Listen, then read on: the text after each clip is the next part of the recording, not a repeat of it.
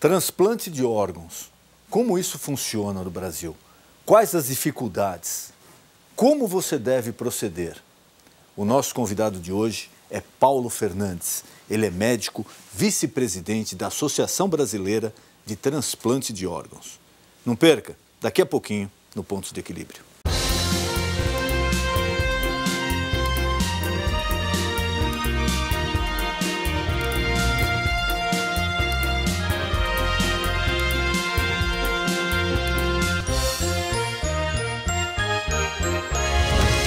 O Brasil é referência mundial em transplantes, ficando atrás apenas dos Estados Unidos. Porém, desde o ano passado, o número de transplantes de órgãos caiu. A espera de quem precisa de um órgão está cada vez maior devido à recusa das famílias na hora de autorizar a doação. Segundo pesquisas, em 2015, 30% das famílias não autorizaram a doação de órgãos. Isso acontece porque a família não fica sabendo do desejo do parente de doar os órgãos e salvar vidas. Você é doador de órgãos? Ainda não. Não. Não, nunca fui. Não. Não. Não, não sou. Por quê? Nunca pensei nesse caso, na verdade. Nunca pensei a respeito. Porque ainda não encontrei alguém que queira doar, né? Mas se caso acontecesse isso, eu doaria, sim. Não sei te explicar por quê. Por falta de informação na minha época, né, que eu poderia ter doado. Eu sou a favor. Não, porque eu não concordo muito, sim, embora eu acho que a pessoa deve fazer um tratamento para transplante, mas eu não gostaria de doar meus órgãos. Eu não sou doadora de órgãos porque ainda não aconteceu nenhum caso, né, de morte, alguma coisa assim para estar doando. Você já fez ou conhece alguém que fez algum transplante? Não. Nenhum. A minha cunhada fez há um ano o transplante do fígado. Na verdade, eu só conheço pessoas que necessitam de transplante, estão na fila aí para conseguir, mas ainda não conseguiu. Conheço vários, na verdade. Você acha que a doação de órgãos deveria ser obrigatória? Não necessariamente, né? Por quê? Porque cada um tem um modo de pensar, né? Obrigatória é meio complicado. É, porque é uma questão de cada um, né? Talvez eu ficaria feliz de ver alguém com meu órgão ou saber, né, que a minha família vai doar, mas eu particularmente não. Eu acho que a pessoa tem que querer doar. Então, o corpo é da pessoa, a pessoa tem que ter esse direito de poder opinar sobre a doação. Não, né? Porque a gente está falando do corpo do indivíduo, né? E tem todas séries de questões que tratam em relação a isso. E até porque para você conseguir doar um órgão tem uma série de procedimentos, tem que ser apto, tem que estar tudo certinho. Então, não seria a favor disso. No programa de hoje, o pastor Denis Munhoz e seu convidado falarão um pouco mais sobre transplante de órgãos. Não perca! Paulo Manuel Pego Fernandes é médico formado pela USP. Fez residência de cirurgia no Hospital das Clínicas e de cirurgia cardiovascular no Instituto do Coração. É preceptor de cirurgia cardiovascular no Instituto do Coração do Hospital das Clínicas. É diretor técnico de serviço do Instituto do Coração. É professor titular da disciplina de cirurgia torácica do Instituto do Coração. Manuel Pego Fernandes foi diretor científico da Associação Paulista de Medicina. Muito boa noite, meu amigo, minha amiga. O nosso encontro de final de noite, programa Ponto de Equilíbrio. Acesse o nosso site, nosso Facebook. Você está vendo agora o endereço aparecer aí na sua tela. E para assistir algum programa que você perdeu, gostaria de assistir novamente, nós temos esse nosso canal no YouTube, que você está vendo agora. Você clicando ali, todos os programas já veiculados encontram-se à sua disposição. E ele é atualizado semanalmente. O programa é sempre feito pensando em você. E nessa noite é com imenso prazer que nós recebemos o Dr. Paulo Pego Fernandes. Ele é vice-presidente da Associação Brasileira de Transplante de Órgãos. Doutor, obrigado por ter aceito o nosso convite. Prazer receber o senhor aqui. Eu que agradeço o convite e a oportunidade. Então, doutor, é um tema que ainda encontra certas barreiras, ainda tem algumas restrições, dificuldades, mas eu queria que o senhor esclarecesse ao nosso telespectador como tem evoluído no Brasil, quais os progressos e como a pessoa que necessita de um transplante deve se posicionar, deve providenciar as coisas. Bom, acho que o Brasil tem uma... Vou contar uma historinha aqui. O Brasil ele tem o maior sistema nacional de transplantes de órgãos do mundo, na verdade. Do mundo? Do mundo. E é interessante, a legislação brasileira, em uma ocasião, há alguns anos, eu participei de um congresso da Associação Médica Mundial em Vancouver, no Canadá, em que foi discutido, entre outros tópicos, a legislação dos transplantes de vários países. E mesmo países muito mais ricos do que o nosso, não tem, do ponto de vista de legislação, uma legislação tão justa, vamos assim dizer, socialmente como a nossa. No nosso caso, nós temos uma fila única de transplantes por estado. Isso não privilegia em nada o fato da pessoa ser pagante ou não. A fila é controlada pela Secretaria de Saúde e controlada pelo Ministério Público. Controle único por estados. Por estado. Por estados. Na medida em que aquele estado não faça aquele transplante ou tem um órgão disponível que não é utilizado por algum motivo naquele estado, ele é disponibilizado para o Sistema Nacional de Transplante em Brasília, e aí o Sistema Nacional de Transplante vê qual é a ordem de prioridade, de acordo com o órgão, para qual estado ele disponibiliza. Então, seja a nível estadual, seja a nível nacional, a legislação é muito interessante nesse sentido. Um ponto é, a pessoa, na medida em que ela tem o diagnóstico, obviamente, qual é o diagnóstico? Quais são os transplantes que nós fazemos? Nós podemos dividir em transplante de órgãos e transplante de tecidos. Os de órgão são basicamente o coração, os pulmões, o fígado e os rins. Eventualmente pâncreas e rim, que é utilizado com um pouco menos de frequência. E os de tecidos são a pele, algumas vezes para grandes queimados, por exemplo, ossos para grandes traumas, grandes mutilados. A gente hoje, infelizmente, tem uma epidemia de trauma no Brasil, com motocicletas e outros meios de transporte. Córneas, basicamente esses. Talvez, não sei se eu estou... e válvula, mas é uma coisa bem mais rara. Então, esses tecidos são os tecidos mais realizados. Então, a dinâmica disso depende de cada órgão, depende da indicação. Mas, habitualmente, por exemplo, você tem uma indicação, você faz um tratamento de uma doença crônica, uma fibrose pulmonar, um enfisema pulmonar, uma fibrose cística, que é uma doença que é congênita e que tem com alguma frequência, e precisa, ao longo do tempo, o pneumologista, o pediatra, acompanha e vê que está tratando, mas a partir de um certo momento o remédio não faz mais efeito. Faz efeito. E aí precisa de um transplante. Você é encaminhado, o paciente é encaminhado a um serviço que realiza transplantes, é feita uma avaliação multiprofissional, então essa avaliação é feita pelos médicos clínicos, pelos médicos cirurgiões, pelo serviço social, pela enfermeira, fisioterapeuta, nutricionista, psicólogo, e você passa por esse crivo todo para ver se você preenche ou não as condições para o transplante. Uma vez indicado o transplante e uma vez colocado na fila para o transplante, a Secretaria de Saúde do Estado tem esse controle, e cada vez que há um doador deste órgão, com tipo sanguíneo compatível, ele é disponibilizado para a equipe verifica se o órgão é próprio ou não para ser realizado o transplante. Aí entra em contato com a pessoa. Entra em contato com a pessoa que vai receber, essa pessoa é convocada para vir ao hospital, ao mesmo tempo em que a equipe vai retirar o órgão desse doador que foi disponibilizado. E no caso, esse é o procedimento normal, mas no caso quando a pessoa já tem um doador específico em vida, por exemplo, no rim, um pai quer doar um filho ou vice-versa, como é feito? Então, nós temos duas grandes divisões aí. Uma é do doador do cadáver. O doador morto, quer dizer, a pessoa faleceu. O que é esse faleceu? O faleceu teve o diagnóstico de morte cerebral. Então, na verdade, se sabe, e esse diagnóstico é um diagnóstico que é feito pelo menos por 2 médicos, pelo menos com 6 horas de diferença, e tem que ser confirmado por um diagnóstico, seja eletroencefalograma, seja por um Doppler de carótidas, para confirmar. Realmente não tem nenhuma dúvida, exatamente. Porque esse é o receio maior. Muita gente fala, não, eu gostaria de doar, mas vai que confundem, eu ainda estou vivo e tiram um órgão, como é que eu vou fazer? Isso mesmo. Esse é o receio maior. Então, assim, dentro disso, acho que isso é muito importante que a gente frise isso. São 2 médicos, nenhum deles pode ser ligado a nenhuma equipe de transplante. Então, habitualmente um deles é neurologista. Não é obrigatório, mas quase sempre um é neurologista.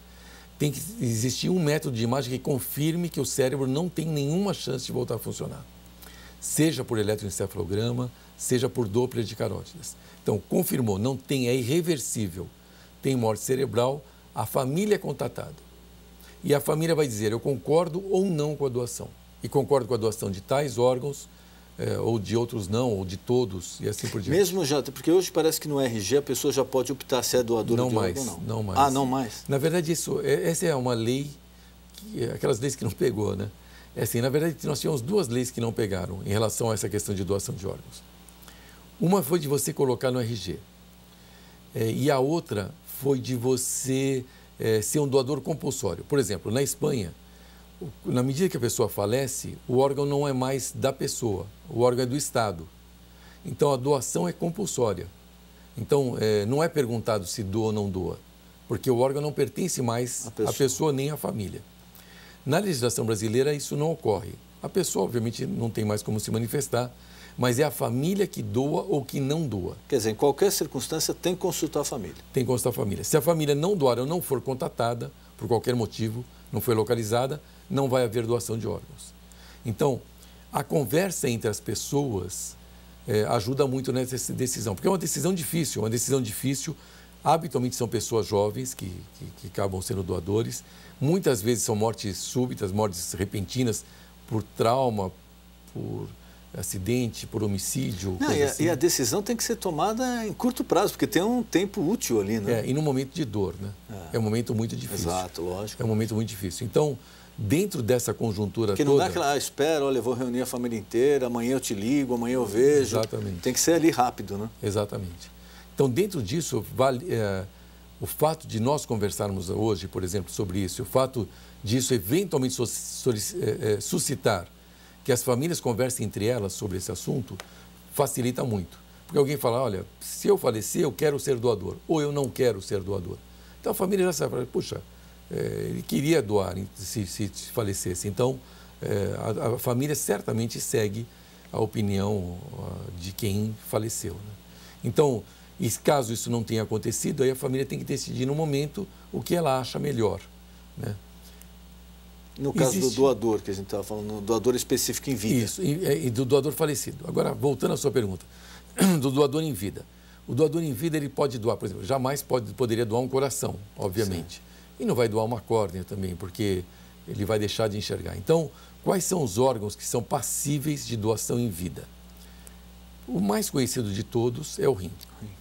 O fígado, ele pode também doar, ele pode doar uma parte do fígado. Ah, pode ser feito uma parte? Pode. Aliás, o primeiro transplante intervivos de fígado no mundo foi feito no Brasil. Isso é uma coisa interessante. Foi feito de um pai para um filho que doa uma parte do fígado. E de hoje já é praxe em muitos lugares, isso é feito com uma grande frequência. O pulmão, excepcionalmente, também pode doar. Algumas vezes, crianças que nascem com fibrose cística chegam no início da adolescência, não é simples arrumar um doador, algumas vezes para crianças de 30 quilos, 40 quilos, que seja compatível o tamanho. O pai, às vezes, doa uma parte do pulmão direito, por exemplo, e a mãe doa uma parte do pulmão esquerdo para o filho. Aí não tem fila. E aí é outro tipo de doação legal. Quer dizer, os pais escrevem, assinam um termo. Em geral, eu estou falando pais porque na maioria das vezes são os pais, não é obrigatório.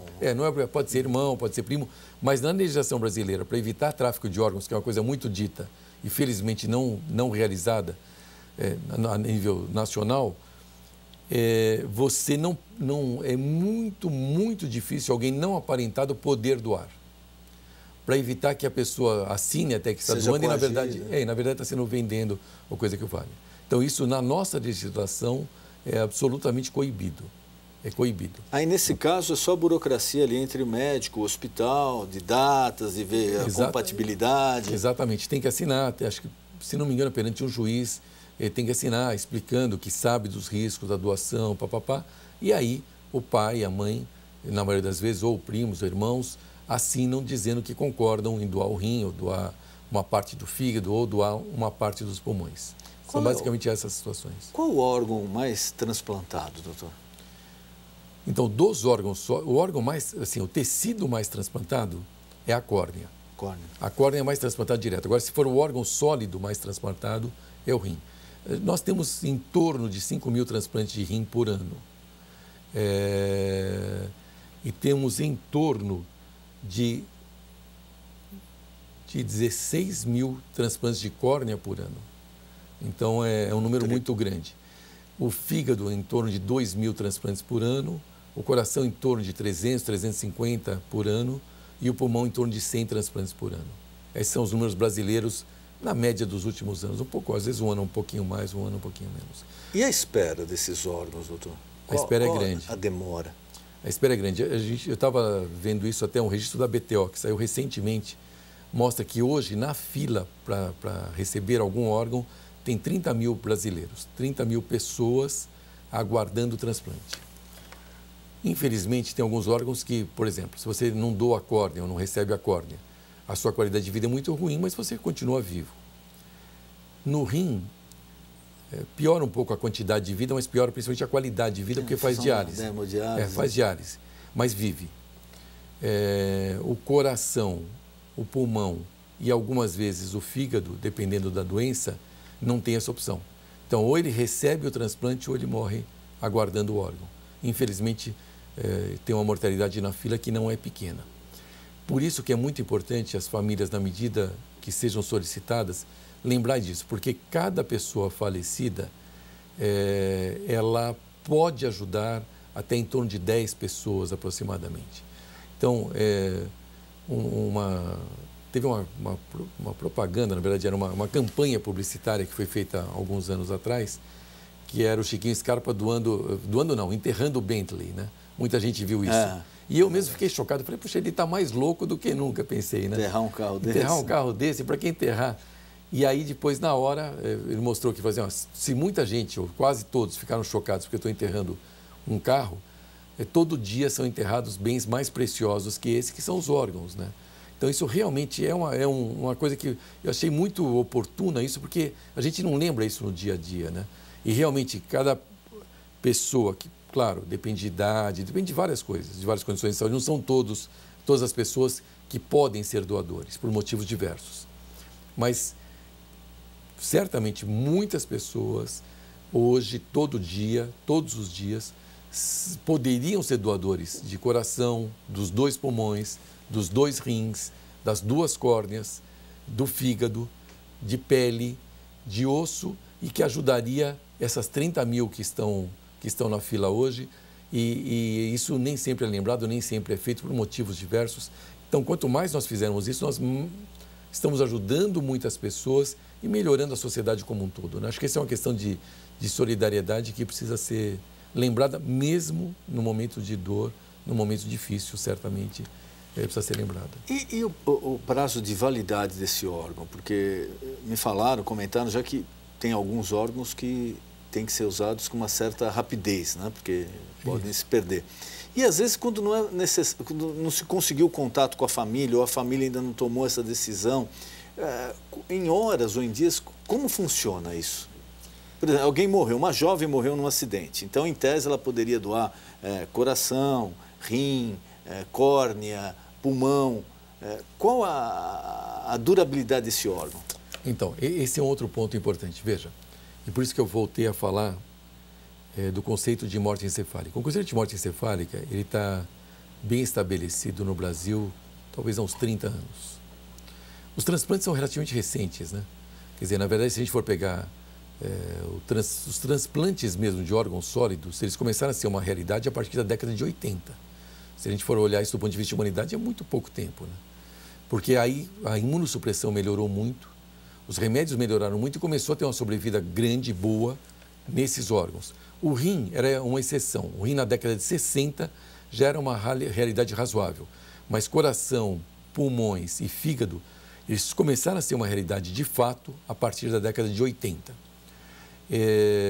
Então, dentro dessa situação, desculpa, você vê que o que é a idade.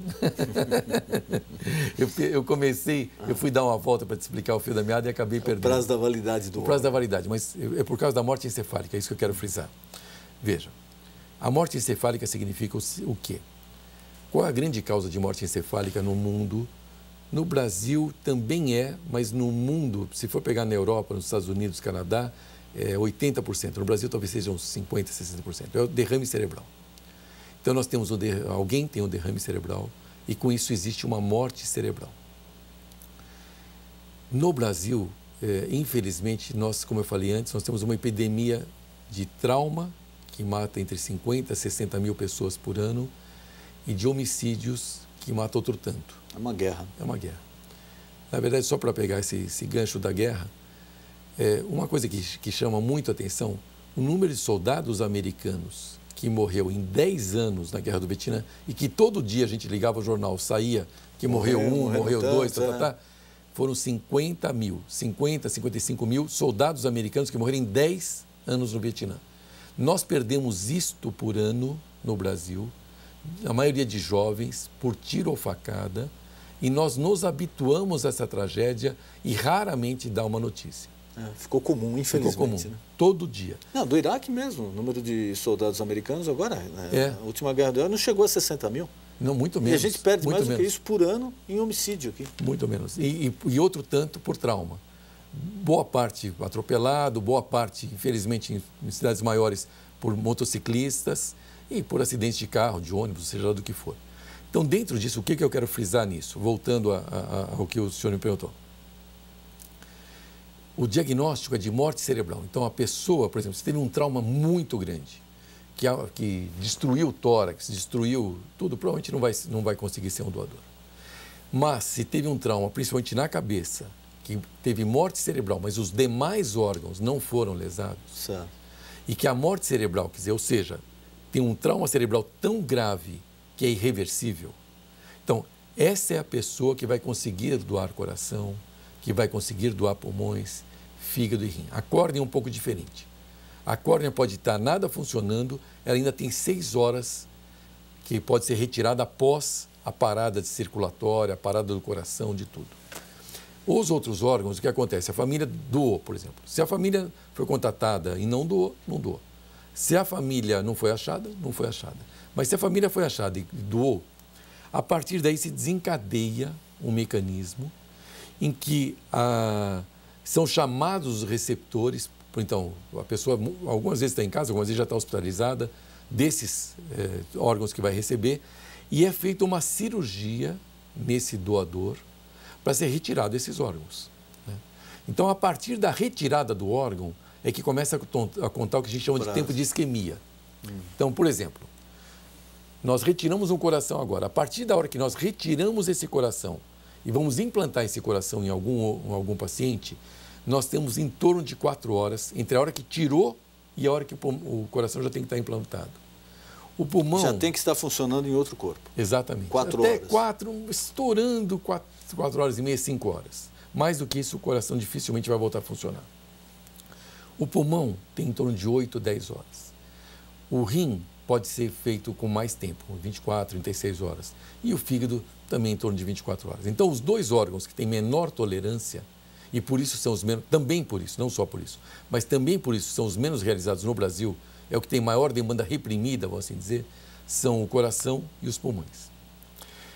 E por isso vem uma outra notícia que saiu essa semana, que é a notícia da disponibilização do avião da FAB. Saiu uma notícia na semana passada. E até teve esse problema, a Dilma não pode usar mais, o Temer vai usar, mas ele acabou disponibilizando um avião especificamente para isso. Né? Exatamente. Porque o que aconteceu, na verdade, foi um repique de uma notícia anterior, que teve um órgão que foi doado, se não me engano, em Pouso Alegre, de um coração de um menino, era um adolescente, para um adolescente, eu não lembro se o falecido era um adolescente ou não, mas para um adolescente que estava em Brasília. Então, o que acontecia? De Pouso Alegre para Brasília, o único jeito de transportar um avião e dar certo é através de um jatinho. Não dá para ser de ambulância e não dá para ser de carro, porque você tem 4 horas para entre tirar, levar para o aeroporto, pegar o avião, descer do avião, ir pegar outra ambulância, chegar no outro e dar tempo de implantar ainda. Né? Então, quer dizer, realmente o tempo é muito escasso. Num país continental como é o Brasil, é fundamental que a gente tenha essas possibilidades. Então, por exemplo, eu vou falar da realidade de São Paulo, que é a realidade que eu conheço melhor. Nós temos a questão de ambulâncias, quando o hospital é próximo, ou as cidades são próximas. Muitas vezes a polícia militar nos ajuda com helicópteros e eventualmente com avião, mas muito frequentemente com helicóptero. Para cidades a 2 horas, a 3 horas de ambulância, se você vai de helicóptero, você demora meia hora. Faz uma grande diferença num órgão que tolera 4. Sem dúvida. Uma enorme diferença. Às vezes a diferença entre você conseguir usar e não conseguir usar. Aviões, a Secretaria Estadual de Saúde disponibiliza uma verba para os maiores centros transplantadores. Então, algumas vezes nós utilizamos companhias particulares para pegar jatinhos, para buscar para um lado e para o outro. E a própria FAB muitas vezes já fez isso. O problema que foi discutido agora é que nem sempre havia essa... Porque como não havia uma obrigatoriedade, eles disponibilizam e sempre disponibilizaram com bastante atenção a isso, mas nem sempre havia disponível o avião. Então, esse decreto agora, essa lei agora, ela tornou essa disponibilidade uma obrigação. Antes era um favor. Então, com isso e com essa disponibilidade desse avião, certamente vai aumentar um tijolo a mais, né, na construção de um prédio difícil, um prédio grande, que é o Sistema Nacional de Transplantes. Mas certamente é algo que vem acrescentar e que vem ajudar, em especial para órgãos mais suscetíveis a tempo de isquemia e com esse país tão grande como o nosso. Já existia uma lei anterior que era dos jatos comerciais ou dos aviões comerciais, dos voos comerciais, voos de carreira, priorizarem o transplante de órgãos, transportando os órgãos. Mas, para órgãos que têm menos tempo de isquemia, isso às vezes não era suficiente. Porque também depende, tem os aviões de carreira, tu tem horários, tem às vezes problemas no aeroporto, que atrasa, ele não está em função daquilo. Exatamente. E às vezes 1 hora, 2 horas faz uma enorme diferença. Doutor, um outro ponto que se comentava muito, não sei como anda agora, a rejeição dos órgãos. Muita gente fala, não, fez o transplante e deu rejeição, morreu. Evoluiu muito essa área? Evoluiu bastante. Foi mais ou menos o que eu te falei naquela situação da década de 80 para cá. O primeiro transplante de coração no Brasil, que foi muito famoso, o primeiro transplante no mundo, de coração no mundo, foi feito em 67 pelo Dr. Christian Barnard, na África do Sul. Em 68, o Dr. Zerbini, já falecido, fez o primeiro no Brasil, foi o 4º no mundo. E naquela ocasião, era o João Boiadeiro, né? A mídia é chamada de João Boiadeiro. E ele viveu durante alguns meses, mas depois faleceu. E naquela ocasião foram feitos alguns transplantes e também com o mesmo resultado. Vivia alguns meses e falecia. Por quê? Porque naquela ocasião se conhecia muito mal a imunidade. E as drogas para rejeição eram basicamente as drogas à base de corticoide, que já se usava muito para o rim, e para o rim funcionava bem. Mas se verificou que para o coração, para os pulmões e para o fígado não funcionava tão bem. São órgãos mais complexos do ponto de vista de rejeição e precisavam de outras medicações. Isso foi tentado, mas sem muito sucesso até a década de 80. Na década de 80 surgiu uma droga chamada ciclosporina, que vem de um fungo. E essa droga se percebeu que era ótima para tratamento de rejeição. Ainda hoje ela é uma droga muito utilizada no mundo inteiro para tratamento da rejeição. Então hoje, por exemplo, para transplante de coração, de pulmões e acredito que de fígado também são usadas o que a gente chama de terapia tríplice. Se utiliza uma droga, que é a ciclosporina ou o tacrolimus, são as duas grandes drogas utilizadas. Se utiliza outra, que é a azatioprina ou o micofenolato, e se utiliza também o corticoide. Então, com esse esquema tríplice, a rejeição se consegue controlar muitíssimo melhor, com menos efeitos colaterais do que no passado. Claro, ainda é um problema. O transplante, na verdade, na medida que você faz, você tem que você tem que acompanhar o restante da vida. Então, você troca, na prática, uma doença que é intratável e que você vai falecer por um problema que é tratável, mas que precisa ser tratado. Tem que ser monitorado. Por isso que tem toda aquela seleção, para ver se o paciente quer viver mesmo, se ele é um paciente aderente ao tratamento, se ele entende que ele precisa tomar remédio. Porque se é, por exemplo, um paciente que é alcoólatra e ele volta a fazer uso de álcool, não vai dar certo. Porque ele vai, ou uso de drogas, não vai dar certo, porque ele vai parar de usar quando ele bebe ou quando ele se droga, ele vai parar de tomar remédio. Para de tomar remédio, ele morre de rejeição. Entendeu? Então, é preciso que o doente, e o suporte familiar é fundamental também, para que haja uma adesão adequada ao tratamento, para que ele, a partir daí, ele controle. Se ele tomar muito remédio, ele pode ser mais suscetível a infecções, porque o imunossupressor tem isso. Ele diminui a imunidade, o nome é imunossupressor. Ele suprime a imunidade contra a rejeição, mas também diminui a imunidade dele para bactérias, para vírus. Né? Então, o grande binômio que nós temos depois do transplante é o controle da rejeição e o controle da infecção. Então, se você toma muito remédio ou toma mau remédio, você pode ter infecção. E vice-versa, se você para de tomar o remédio, você fatalmente vai ter rejeição. Então, por isso que você precisa ser acompanhado sempre a partir do transplante. Doutor, queria mais uma vez agradecer a presença do senhor aqui, o tempo está se esgotando. Queria colocar à disposição algum recado que o senhor queira passar ao nosso telespectador, alguma coisa que eu não perguntei, por favor, fique à vontade. Tá bom, muito obrigado, primeiro, pela oportunidade. E acho que eu gostaria de passar, acho que a mensagem principal que eu posso passar para a população é assim, de ser solidário no sentido de doação. Se tem algo que a família, que a sociedade pode ajudar como um todo, é do ponto de vista de ser solidária na hora da doação, se for solicitado para uma doação de órgãos. Certamente nós compreendemos que é um momento de dor, que é um momento muito difícil, mas deve-se lembrar que é um momento de dor para muitas outras pessoas, neste momento para 30 mil pessoas que estão na fila esperando e que parte delas que não receberam esses órgãos acaba falecendo na fila, fora a qualidade de vida. Então, por favor, se houver essa solicitação, o sistema é um sistema absolutamente seguro e socialmente absolutamente justo. Então, façam isso. Doutor, muito obrigado, foi um prazer recebê-lo aqui. Todo meu, muito obrigado. O nosso encontro de final de noite, programa Ponto de Equilíbrio. Boa noite.